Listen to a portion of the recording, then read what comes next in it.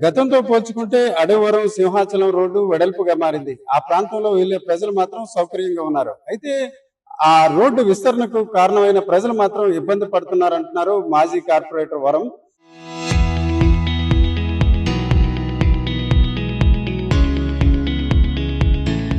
వరం గారు, అదే మీరు అప్పుడు కార్పొరేటర్ గా ఉన్నప్పుడు దీనికి సంబంధించి చాలా అంశాలు చర్చారు. కొందరికి పరిహారం కూడా ఇచ్చాం, దానికి సంబంధించి టీడీఆర్లు కూడా ఇచ్చారంటారు. మొత్తం వ్యవహారం ఏంటి, ఎలా జరిగింది? ముందుగా నా పేరు పివి నరసింహ అండి. నేను 98వ వార్డు కార్పొరేటర్ని.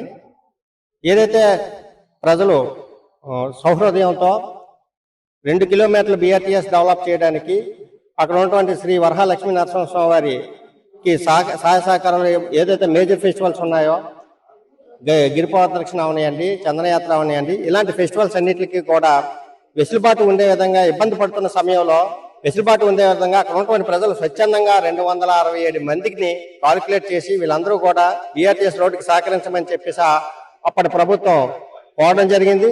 కొంతమంది అబ్జెక్షన్స్ కూడా రేజ్ చేయడం జరిగింది. అయినా అప్పుడు ఉన్నటువంటి జగన్ ప్రభుత్వం మరి అకస్మాత్తుగా ఆల్ ఆఫ్ సడన్ గా వచ్చి వాళ్ళందరినీ తరలించడం జరిగింది. కనీసం వాళ్ళు ఇల్లుల్లో నుండి మారి వేరే అద్దెకి ఇల్లులోకి వెళ్ళడానికి కూడా అవకాశం లేకుండా హఠాహోటిన ఒక శుక్రవారం, ఒక ఫ్రైడే, ఒక సాటర్డే, ఒక సండే ఇంకా వాళ్ళకి ఎటువంటి కోర్టులకు వెళ్ళడానికి కూడా అవకాశం లేకుండా చెదకొట్టి వెళ్ళిపోయారు. అయితే ఇప్పుడు ఉన్నటువంటి కూటమి ప్రభుత్వం వచ్చిన తర్వాత మేము వాళ్ళందరినీ తీసుకొచ్చి కల్పించడం జరిగింది. వాళ్ళందరికీ హామీ ఇవ్వమని చెప్పడం జరిగింది. హామీ ఇచ్చి ఒక మేనిఫెస్టోలో కూడా పెట్టించడం జరిగింది. మా టీడీపీ ఏదో కూటమి ప్రభుత్వం ఎలక్షన్ సమయంలో ఇచ్చిన వాళ్ళందరికీ అన్ని హామీలు ఇస్తామని చెప్పేసి రోడ్డు ఇంప్లిమెంట్ చేయడం జరిగింది. గత ఏదైతే జగన్ ప్రభుత్వం అన్యాయం చేసిందో అన్నింటిలో అరికట్టి మళ్ళీ మీకు అందరికీ న్యాయం చేస్తామని చెప్పేసి చెప్పడం జరిగింది.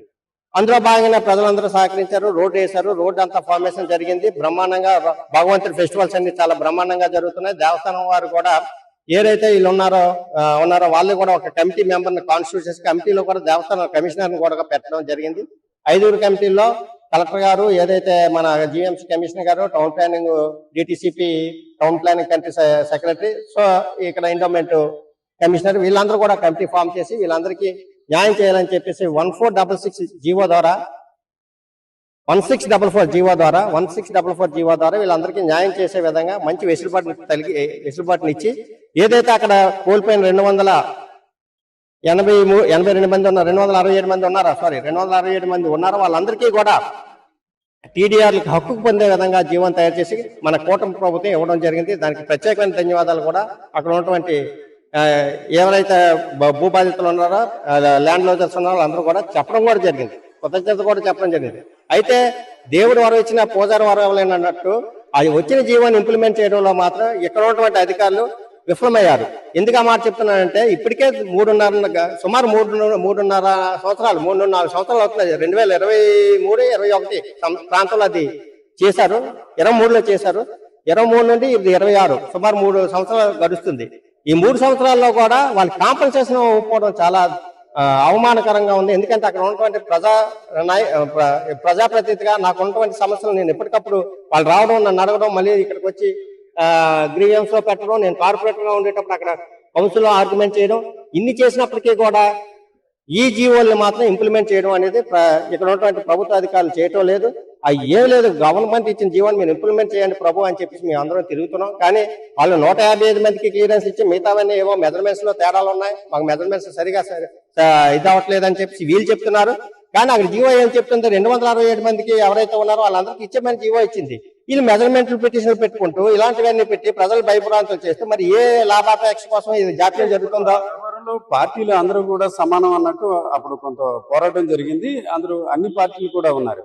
అయితే కొంతమందికి ఇచ్చానన్నారు, ఇవ్వని ఇప్పుడు వ్యక్తులకు ఏ కారణం చూపిస్తున్నారు, ఏ అంశం మీద మీరు మళ్ళీ? అదే చెప్తున్నాను. అక్కడ జరిగింది ఏంటంటే ఆ రోడ్లో పోయిన వాళ్ళు అన్ని పార్టీల వాళ్ళు ఉంటారు, అక్కడ పార్టీలతో సంబంధం లేదు. కానీ పోయిన వాళ్ళందరూ కూడా ఒక బాధితులు, వాళ్ళని మానవతా దృక్పథంతో చూడాలి. గవర్నమెంట్ వాళ్ళకి ఇవ్వాల్సిన జీవోని న్యాయపరంగా 1644 జీవోని ఇచ్చింది. వీళ్ళందరూ హక్కుదారులుగా పరిగణించింది. అందులో ఏదైతే ఎండోమెంట్ తో సమస్య ఉండేది, ఎండోమెంట్ కమిషనర్ కూడా సంతకం పెట్టడం జరిగింది. సో ఇదంతా జరిగిపోయింది. కానీ వచ్చిన జీవోని ఇంప్లిమెంట్ చేయమంటే వీళ్ళు చెప్పే సాకులు ఏంటి, 155 మంది క్లియర్ గా ఉన్నారు, మిగతా రిమైనింగ్ 267లో 155 మంది క్లియర్ గా ఉన్నారు, మిగతా రిమైనింగ్ వాళ్ళందరూ మెజర్మెంట్లు తేడాలు ఉన్నాయి, అవి ఉన్నాయి, ఇవి ఉన్నాయి, డబుల్ ఎంట్రీలు ఉన్నాయి అని చెప్తున్నారు. కానీ నేను ఒకటే సమాధానం చెప్తున్నాను, అవన్నీ ఉండేటప్పుడు మీ అప్పుడు ఇవి ఉన్నటువంటి అధికారులు మీ జీవీఎంసీ అధికారులే. ఆ తప్పు ఎవరు చేశారు? మన అలాంటి తప్పే జరిగింది. నా దృష్టిలో అది తప్పు జరగలేదు. కావాలని లేదో లాభాపేక్ష కోసం అది కొరి వేస్తున్నారు.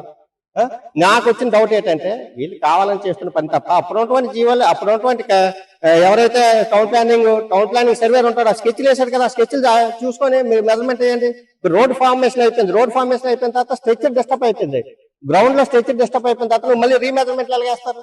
మీకు కూడా అక్కడ తప్పు చేసింది ఎవరు అవుతారు? టౌన్ ప్లానింగ్ సర్వేర్ అవుతాడు. టౌన్ ప్లానింగ్ అక్కడ ఉన్నటువంటి town planning CCP, DCP, ACP వీళ్ళందరూ భాగస్వాములు అవుతారు తప్ప ప్రజలను ఇబ్బంది పెట్టడమా? నాకు అర్థం కాదు. కాబట్టి ఇలాంటివన్నీ మానుకోండి. ఇచ్చిన జీవోని ఇంప్లిమెంట్ చేయండి. మీ దగ్గర ప్రతి డేటా పబ్లిక్ యొక్క ప్రతి డేటా ఆధార్లు అన్ని లింక్అప్ అయిపోయి మీ డెస్క్ బోర్డ్ లో ఉన్నాయి, కమిషనర్ గారి డెస్క్ లో ఉన్నాయి, అవన్నీ అప్లోడ్ చేస్తున్నాయి. కాబట్టి వాళ్ళందరికీ రిమైనింగ్ ఎవరైతే ఉండిపోయారో మిగతా వాళ్ళందరికీ 155 వాళ్ళకి ఎలాగే ఇచ్చారో అలాగే మిగతా రిమైనింగ్ వాళ్ళందరికీ తక్షణమే ఇచ్చి ఆ జీవోని ఇంప్లిమెంట్ చేయాలని చెప్పి తెలియజేస్తున్నాం. దీని మీద ప్రభుత్వ పెద్దలు మరి ముఖ్యమంత్రి వర్యాలు గారు కూడా వీళ్ళ అధికారులకి గట్టిగా ఆదేశాలు ఇవ్వాలని చెప్పేసి తెలియజేస్తున్నాం. మీరు ఇచ్చిన జీవోని కింద ఇంప్లిమెంట్ చేయకపోవడం చాలా బాధేస్తుంది. ఎందుకంటే ప్రభుత్వం తరపున ఉండవలసిన ప్రభుత్వం ప్రభుత్వం ఇచ్చిన జీవోని ఇంప్లిమెంట్ చేయవలసినటువంటి అధికారులు ప్రభుత్వానికి చెడ్డపేరు తెచ్చే విధంగా ఇక్కడ వ్యవహరిస్తున్నారని చెప్పేసి తెలియజేసుకుంటూ